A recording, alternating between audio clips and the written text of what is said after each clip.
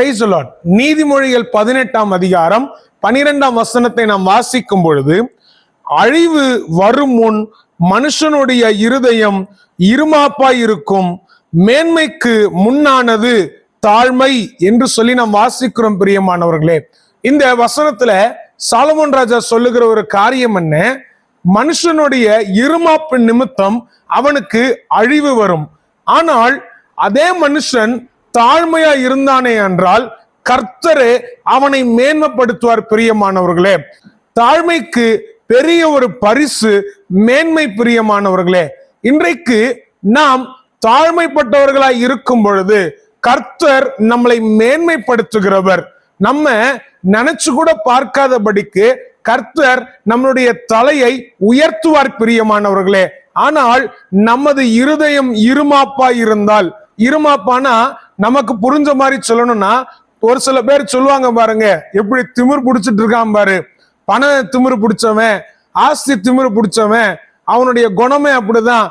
அதுதான் இருமாப்புக்கு ஒரு உகந்த ஒரு எடுத்துக்காட்டு. பிரியமானவர்களே, ஒரு சில நேரம் நம்ம யோசிக்கிறோம், பணம் உள்ளவங்க தான் திமிர் பிடிச்சவங்க, ஏழையா இருக்கிறவங்க தாழ்மையானவங்க. நம்ம அப்படி பிரிக்க கூடாது. பாருங்க, பணம் இருக்கிறவங்க இருமாப்புள்ளவங்க, பணம் இல்லாதவங்க தாழ்மையா இருக்கிறவங்க, அப்படி அல்ல. இது ஒரு மனுஷனுடைய குணம்.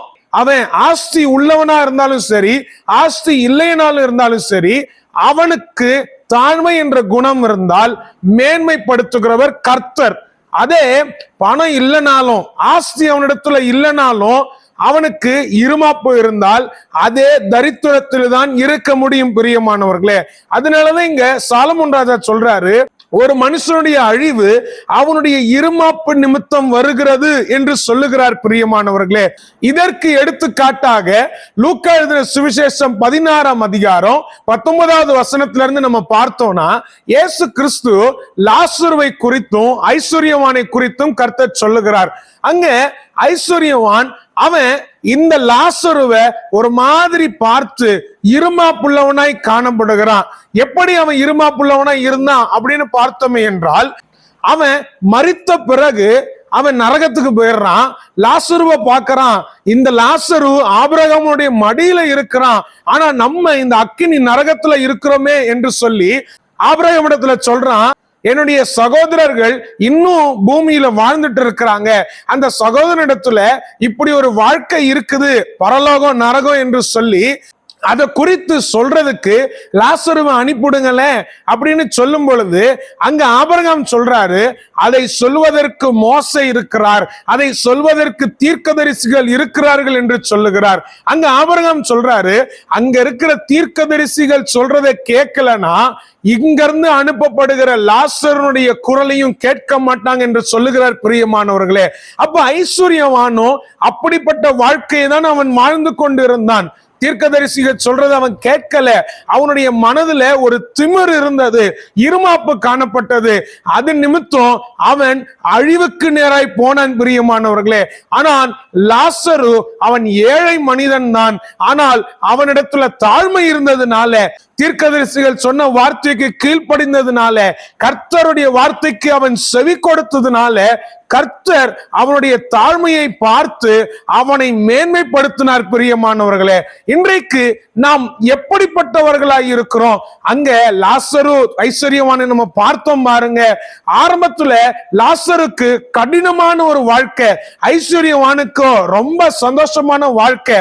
ஆனா இருமாப்பின் நிமித்தம் வருகிற சந்தோஷம் அது நிரந்தரம் அல்ல. பிரியமானவர்களே, பணத்திமிரு இருக்குது, அவனுக்கு அந்த திமிரு இருக்கு, படிச்ச திமிரு இருக்குன்னு சொல்றோம் பாருங்க. மற்றவர்களை சொல்றதை விடுவோமே, நம்மளிடத்துல எதுவுமே இல்லைனாலும் அநேகர், நம்ம எத்தனை பேரு இந்த இருமாப்பு உடையவர்களா நாம் காணப்படுகிறோம்? மற்றவர்கள் சொல்ற பேச்ச கேட்கிறது கிடையாது. இப்பொழுதும் நம்ம யோசிக்கிறது, நான் சொல்றதுதான் சரி, நான் அப்படிதான், நான் சொல்றதுதான் நீ செய்யணும்னு சொல்லி நம்மளிடத்துல ஒண்ணுமே இல்லைனாலும் அதை தான் நம்ம காமிச்சிட்டு இருக்கோம் பாருங்க. இது கர்த்தருக்கு பிரியமில்லாத காரியம். பிரியமானவர்களே, நம்ம இடத்துல ஆஸ்தி இருந்தாலும் சரி இல்லைனாலும் சரி, கர்த்தருடைய பாதத்துல நாம் உட்கார்ந்து அதற்காக நாம் நன்றி செலுத்தி நம்மளுடைய வாழ்க்கையில எல்லா மனுஷரையும் ஒரே விதமாய் நாம் பார்த்து நாம் தாழ்மையாய் இருப்போமே என்றால் கர்த்தர் நம்மளுடைய இடுக்கண்கள் எல்லாவற்றையும் நீக்கி நம்மளை உயர்த்துவார். பிரியமானவர்களே, இந்த வசனத்தின்படி கர்த்தர் நம்மளை மேன்மைப்படுத்துவார். இந்த வார்த்தையின் மூலம் நம்மளை ஆசீர்வதிப்பார். ஆமென்.